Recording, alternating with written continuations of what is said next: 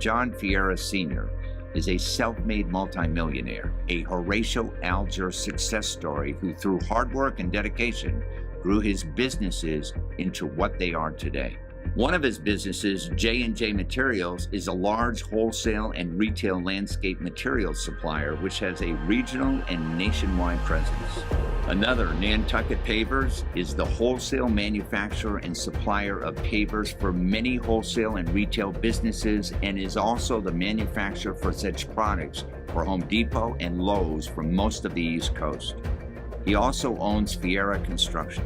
John's businesses really took off in the late 1990s, so he hired a full-time bookkeeper, Angela Platt, to assume responsibility for the finances and bookkeeping for these and other related subsidiary companies. But on the Friday before Memorial Day in 2006, through another employee's discovery of a series of questionable checks written by Angela, John discovered Angela had been embezzling money from his company. She was hired as a staff accountant by the construction materials company in 1999 at $40,000 per year, and she was authorized to write checks from company accounts to pay business expenses. Beginning in June 2000, Platt began to write checks from company accounts to herself in amounts ranging from $2,000 to $5,000 each. Over time, the check amounts increased to nearly $50,000 each. According to prosecutors, Platt used her boss's stolen money on a 6-year-long shopping spree, buying expensive real estate, jewelry, firearms, and mounted stuffed animals.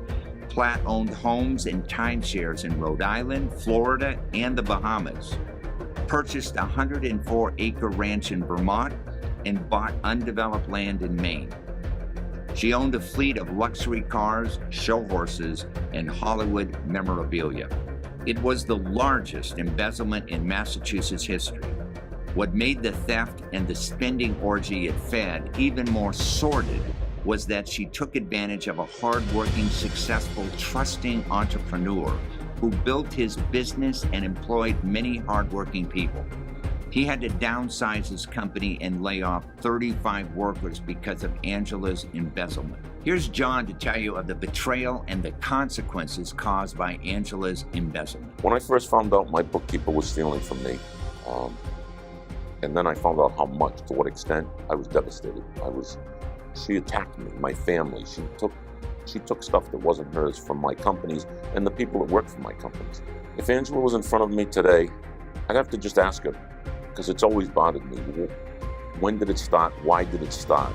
And how did it get so far out of hand? I would say to all businesses that this is a common problem. It happens. It happens all the time. It's just you really need to watch your controls and manage your people.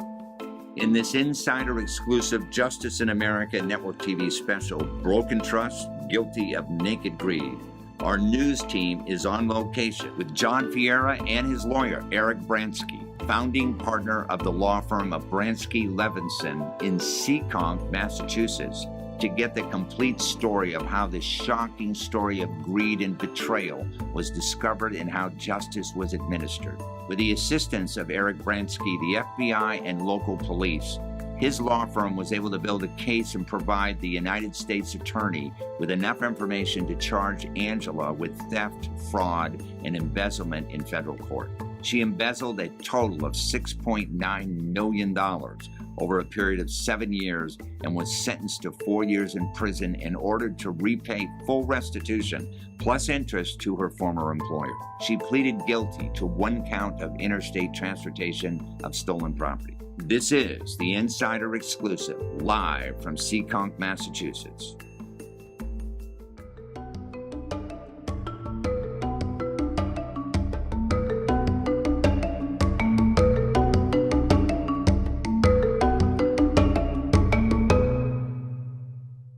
It is my great pleasure to introduce Eric Brainsky to the show. Welcome to the show, Eric. Thank you. We're here today because you handle some amazing case. One of your clients, Jon Ferrara, who unfortunately had a bookkeeper that stole a lot of money from him. We'll get into that in a minute, but tell our audience a little bit about your law firm. What type of law do you guys practice mainly? Sure. So at Brainsky Levinson, we are primarily a commercial litigation business litigation-oriented law firm. We do have a commercial real estate department that does a lot of commercial refis, et cetera, but primarily a business litigation, permitting, licensing. Tell us about your client, Jon Ferreira, and how you met him and what kind of a guy he is. I understand he's real successful.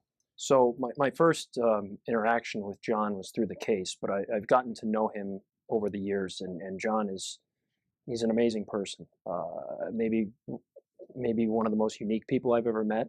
He's brilliant. He will tell you he, barely graduated high school, but he's a man that can go out and see things that others don't see in business, in real estate, and construction. And everybody who works for him loves him. He's very charitable.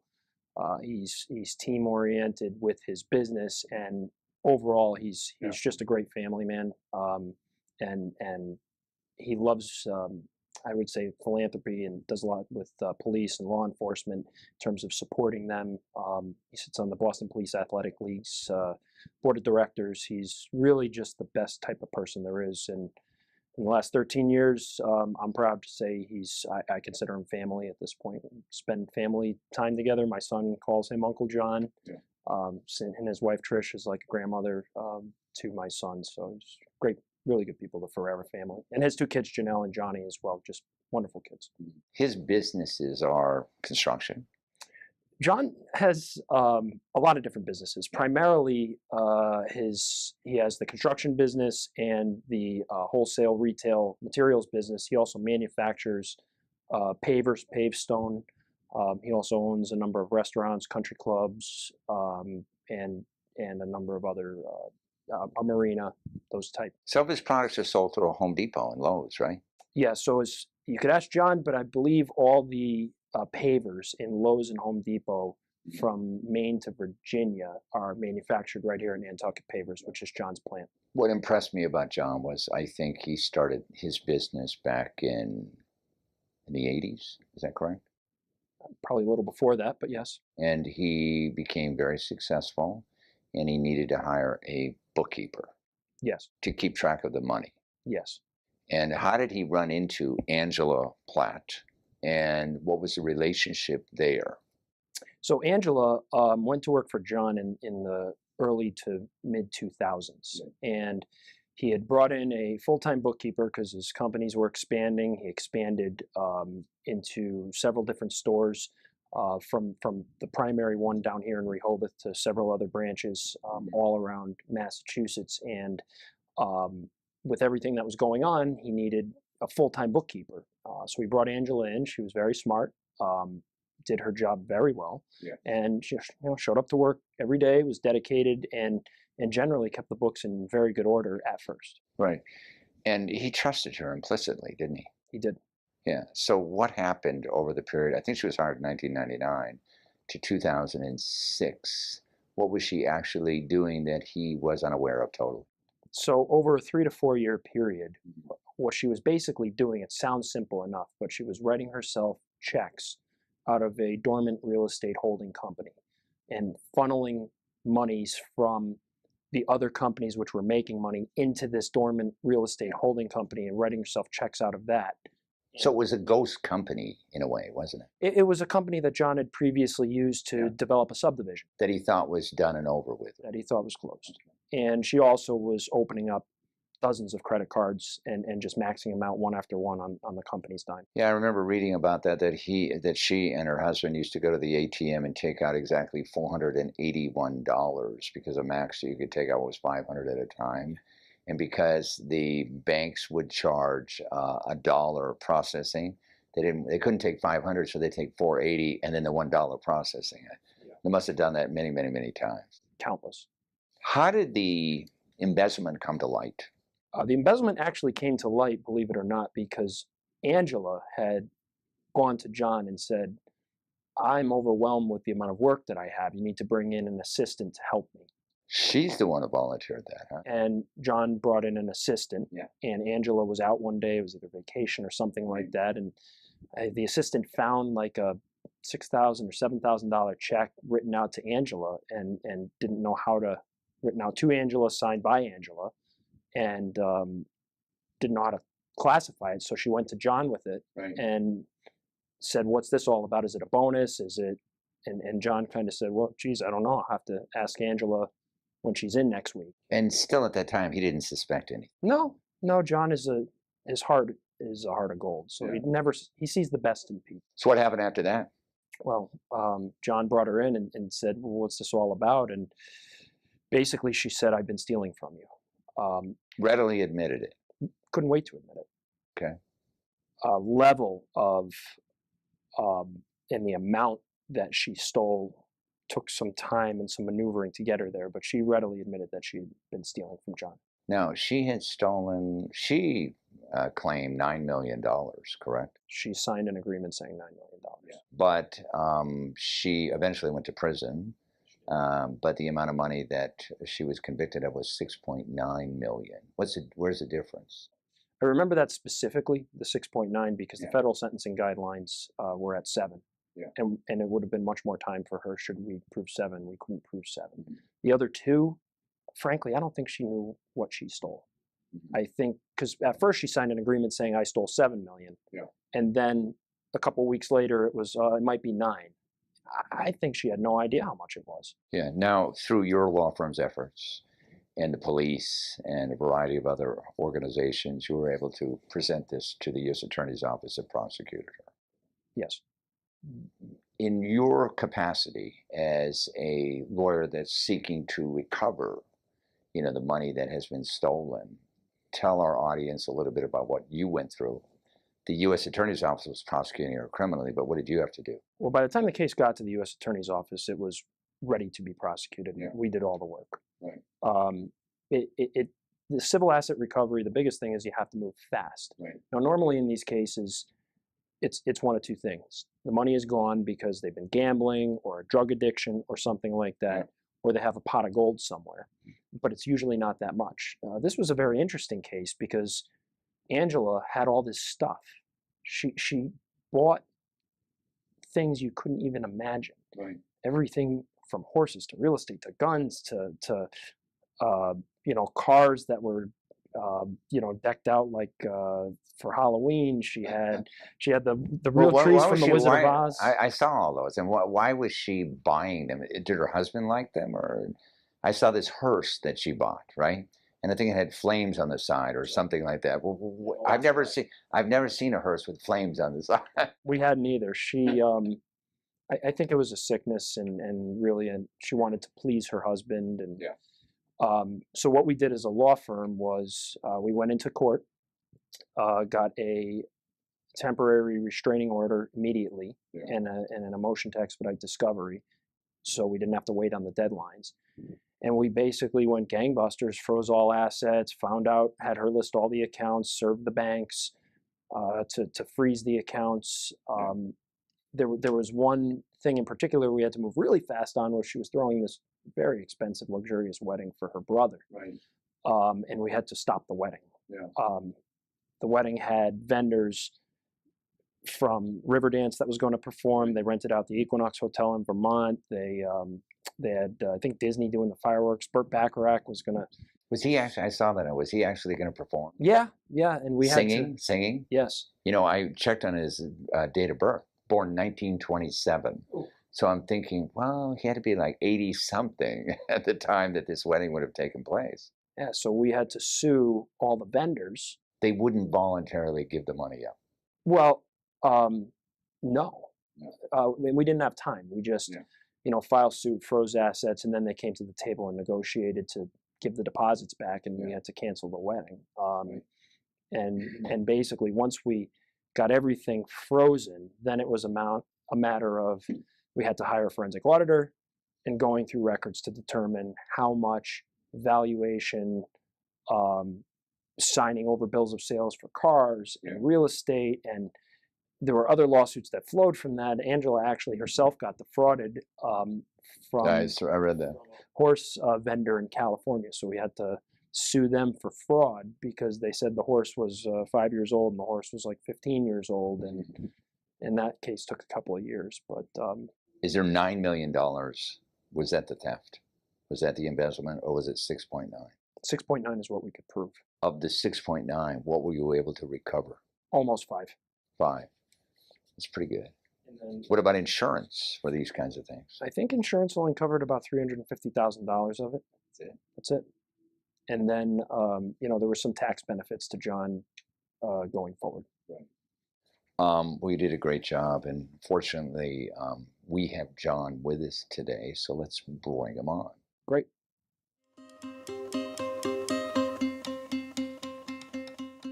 It is my great pleasure to introduce Jon Ferreira to the show. Welcome to the show, John.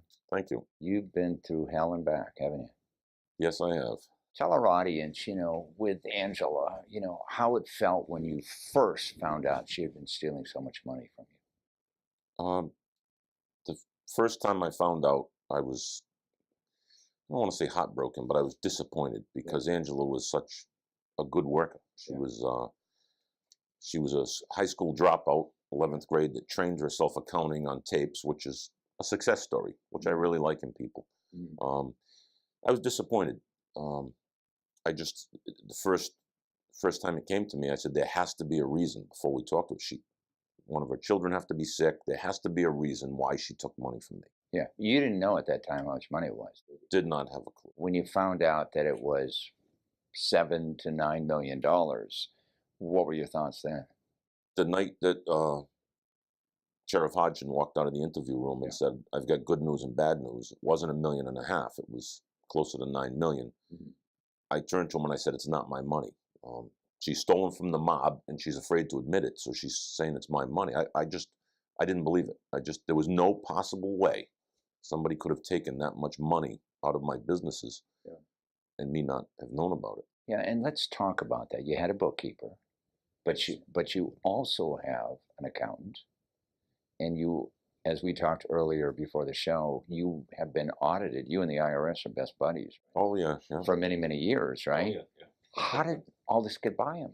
I have a good judge of people, I think, in hiring good people. We have in-house accountants. Angela came on as a temp for extra help. We have an outside company that does our tax returns. So they review our taxes every year and file our tax returns. Yes, in 2004, I had an IRS 1040 audit, which is the worst possible audit any business person could want. It's a personal audit that involves all your businesses, every dollar that goes through your companies and you. And it was a no change. It was a 6-month audit that was grueling. We had to bring on extra help to pull files from years back, and the IRS didn't pick up on it. I actually wanted to sue the IRS because how they let this happen to me, but they have, of course, they have all kinds of. Why didn't they pick up on it? They just didn't. It was hidden so well. When the FBI came in, they brought in a forensic auditor, and they asked, the second day they were reviewing the books, they asked if I would be offended if they brought Angela back to my office to help them figure it out. And he said, make no mistake about it, we will, but there's just, we don't know how she did it. And rather than go through the grueling process of bringing more auditors in, so I let them bring Angela back in, and she was there 3 or 4 hours and showed them everything. Well, she was that clever at hiding things. I remember the FBI, the head guy that was there told me if she had put her mind to a G-Tech or a huge company, she could have made that much money. She was brilliant. She was a brilliant person. I felt good at that point because I was starting to feel like I was a failure at business. Right. $9 million, a lot of money. I started to feel like I couldn't get it to the next level. We were growing businesses. The last year I was in business, I put an ad in the Wall Street Journal and hired a CEO to come in and, help me get the businesses I own to the next level. And he resigned after 9 months because he couldn't. He said, I've ran $100 million companies, and I cannot figure out why these businesses can't be any more successful. He says, you're at your limit. How did her embezzlement affect your businesses? I understand you had to lay off a lot of people. 35 people or something like that? Well, at the point that happened, 3 months before I found out about the embezzlement, I decided when my CEO resigned, and I paid him more money than I thought I'd ever pay anybody to run a company. But I was told by a management company that I was an entrepreneur and I could build things and get them to a certain level, but CEOs thought differently. And so when he resigned, I said, maybe it's just time I cut back and relax a little bit. And so I started to downsize a little bit, just to make life easier on myself, my wife, my children. And after I found out about the embezzlement, of course, I went into hunkered down and let's get everything under control. And so I did, close some stores and just kind of regrouped. I wanted to regroup and get myself back to where I knew what was mine and what wasn't mine, and what money I was making and what money I wasn't making. So it was a process that took well over a year. Yeah. Of all your businesses at that time, which was the most successful? The company that produced a lot of cash flow at that time was Nantucket Pavers. It's a manufacturing plant that manufactures pavers. We had contracts with Home Depot, Lowe's, Walmart, from Maine to Maryland. Very successful business. Runs year round. We were running 24 hours a day in some seasons just to keep up with the demand. But the other thing that really, I think what allowed her to take so much money from me was real estate developments. Right. From 2000 to 2004, I will go and buy raw property, permit it, build roads. I have all the heavy equipment, and sell lots and sell developments. And I was projecting selling lots, for instance, a 50-lot subdivision. By the time I get pavement down, I'm going to be selling these lots for $100,000. And I was paving the roads, and I had a waiting line of people to pay $200,000. So the inflation of the land and the real estate was happening at such a pace that I was making a lot of money. And she was able to take advantage of that. The recipe was right for her at that time. Yeah. Now, she was prosecuted. She went to jail. Yes. What do you think about the legal system? Now that you've been through this whole experience, not only the civil legal system where Eric came into play, but also the criminal legal system. I probably shouldn't say this on camera, but it almost pays to be a criminal. I mean, this woman, after everything, got 4 years, and she mandatory 4 years, no parole, no bail, and 2 years later, we got notified that she was going to be let out because they just were overcrowded. So if she has any money, if she has $1 million, $2 million that was left after what we thought we recouped, for 2 years of her life, I mean, she could have made a lot of money. It just doesn't make sense to me. Yeah. How has it changed you personally, with your relationship with your family as well as some of your employees? It changed me almost immediately because I'm a very frugal person. When me and my wife go shopping, we go to Sears, and all my clothes. Sears still in business in this neck of the town? Yeah, there's a few around, but I was a Kmart shopper. Target. Welcome to the crowd. When we went into the houses that she owned, her husband was a little bigger than me, but he had Tommy Bahama shirts that were brand new with tags on them that he had never worn. And I took them and I put them on, and I said, wow. I can remember being out at a restaurant one night saying, now I know why they sell these for $125. They're just so comfortable. And I started buying Tommy Bahamas, I just started. Just send him a thank you note for introducing. In a lot of ways, I do not thank her, but she's changed my life, my lifestyle. I don't, I'm not as tough on my family as I was. And I can remember on a Sunday morning waking up and, my wife would turn the pool up to 85 degrees, the heat, and it's pouring rain. And I'm like, you said you were going to turn it down. There's steam flowing off the pool. And, but it was after that, I can remember one morning and she's, oh my God, I forgot to turn the pool down, because it's after the weekend. We shut it down for the week. And I said, don't worry about it. Angela wouldn't have turned it down. She had a saltwater pool in Vermont that she kept heated all winter long. I remember the gas guy thanking me. What was the bill on that? The gas guy came and he said, I want to thank you for the last couple of years. Her bill was $1,800 a week to heat. A week? A week. Yeah, you mentioned, because we talked about this before the show, you mentioned that you thought that she wanted to be kind of like you. Well, the reason I said that was because a lot of the things that she did snowmobiles. Yeah. We were into snowmobiling. My wife, my children. Yeah. She had bought brand new snowmobiles that were identical to the ones we had. Right. She did a lot of things that kind of mirrored what we do. We do large 4th of July parties, 1,000, 1,200 people in my backyard. And she had this place in Vermont where she had these huge parties. Yeah.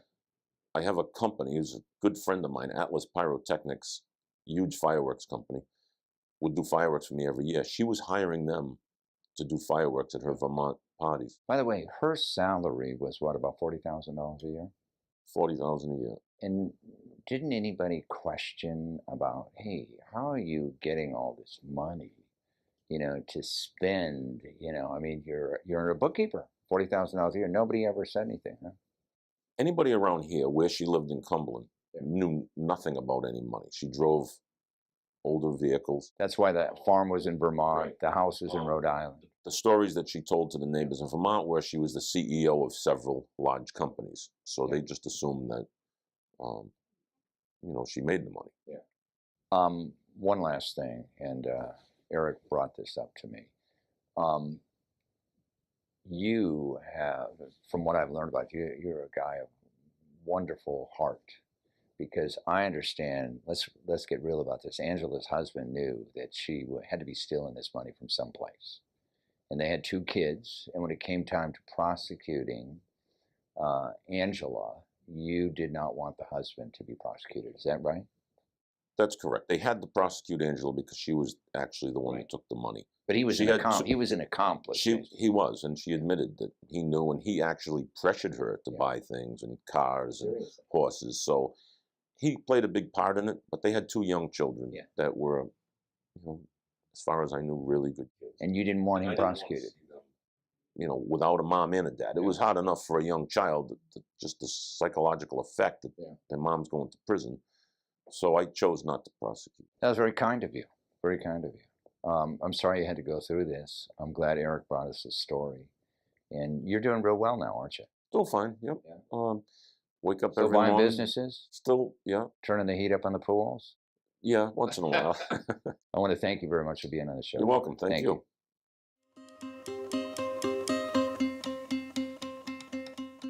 Eric, when you take on a client, you have a lot of people contact you. They say they got problems. How do you decide who you want to represent? Well, I want to represent everybody because I want to help everybody. Yeah. In terms of taking a case, I don't take a case unless I think I could win and get the client a result. Yeah. That's why we call ourselves a results-oriented law firm. And if I don't think there's a chance of getting a client a result, I'll tell them flat out, look, it's not worth your time or money. For every business entrepreneur out there that has a bookkeeper that they trust, what should you be telling them? Trust but verify. You really need to keep a thumb on everybody. Yeah. And unless and even with family, you have to really keep a thumb and know what's going on in your business. Can't run a business from behind a desk. Okay, good. Well, I want to thank you for being on the show. Thank you. It's a real pleasure, Steve. Very interesting case. Thanks for joining us. You can get more information about our guest and the issues at insiderexclusive.com.